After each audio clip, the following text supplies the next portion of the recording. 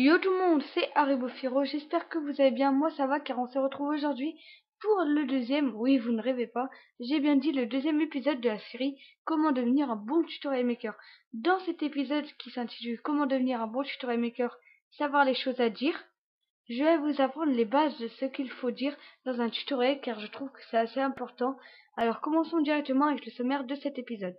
Donc, la première partie du sommaire, c'est comment bien expliquer un tutoriel en s'exprimant à l'oral. La deuxième, c'est une solution pour ne pas parler. Est-elle bonne? Troisième, une règle pour que les viewers puissent réussir à vous comprendre, vous, et à comprendre le tutoriel. Et la dernière, c'est la morale de cet épisode. Voilà. Alors, commençons directement par la première qui est comment bien expliquer un tutoriel en s'exprimant à l'oral. Alors, c'est simple. Comment bien expliquer un tutoriel? Pour commencer, il faut présenter le tutoriel dès le début de la vidéo pour que les personnes puissent comprendre ce qu'elles vont regarder. Après, vous devez commencer le tutoriel en expliquant bien sans vous enfoncer, c'est-à-dire expliquer principalement le plus important, hein, vous comprenez? Ensuite, dès que vous avez fait ça, vous devez bien montrer comment tout faire en expliquant bien tout.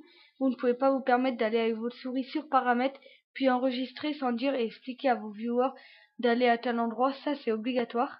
Car sinon, bah, si vous allez juste avec vos souris, ils vont pas savoir, ils vont rien comprendre. Surtout si vous n'expliquez pas. Donc c'est pas facultatif, hein, c'est obligatoire. Alors ensuite, n'ayez pas peur de dire ou du moins de présenter, de montrer un détail même tout en l'expliquant car ça peut être super utile pour les viewers qui vont regarder vos tutoriels.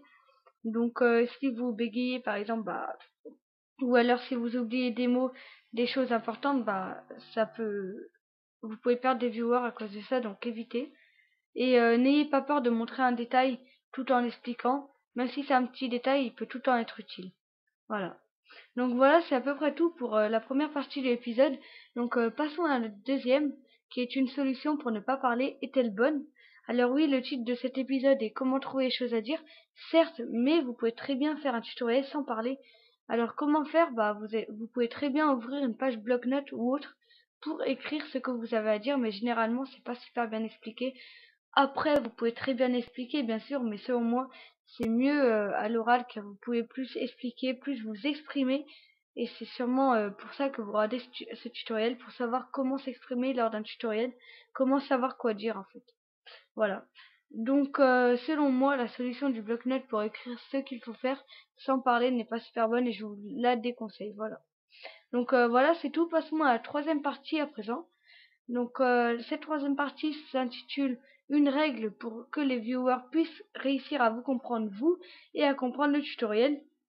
Donc alors voici une règle importante, obligatoire même, une règle qui est à la base de cet épisode. Donc prenons moi en exemple, mon tutoriel là à moi que je fais en ce moment. Donc c'est comment trouver les choses à dire dans un tutoriel. Mais si vous n'avez rien à dire, si vous ne savez vraiment rien sur le tutoriel que vous voulez faire, même après ce tutoriel-là, ne le faites pas. Ne prenez pas le risque de perdre tous vos viewers, car si vous faites un tutoriel du genre comment supprimer les barres noires de vos vidéos avec Camtasia, mais que vous savez juste qu'il faut aller sur Zoom and Pan, alors qu'il faut aussi cliquer droit au milieu de la vidéo et qu'il faut cliquer sur accrocher aux extrémités de la vidéo, mais que ça vous ne le savez pas et donc que vous ne vous dites pas dans la vidéo, sachant que c'est une des choses les plus importantes. Bah, votre tuto là il est terminé, il est mort et vous risquez fortement de perdre tous vos viewers, car ce que je vous dis là maintenant c'est la grande base d'un tutoriel. Voilà. Donc voilà pour la règle obligatoire. Je vous propose donc de passer à la quatrième et dernière partie du tutoriel qui est la morale de cet épisode. Donc voilà. Alors comme je vous l'ai dit lors du premier épisode, à chaque fin d'épisode il y aura une morale car ça peut vous être utile, donc écoutez jusqu'à la fin s'il vous plaît. Voilà. Alors voici la morale de cet épisode qui est la deuxième partie de la série. Alors avec un peu de confiance en vous, un peu de sûreté et de connaissance, vous pouvez effectuer un bon tutoriel en disant de bonnes choses bien expliquées. Voilà. C'est tout, hein. Voilà, c'est tout pour le deuxième épisode. Et nous nous retrouverons d'ici peu pour le troisième épisode de la série qui est, je vous le rappelle, comment devenir un bon tutorial maker. Voilà. Alors aussi, je vais vous dire merci pour les 277 abonnés. Ça fait vraiment plaisir.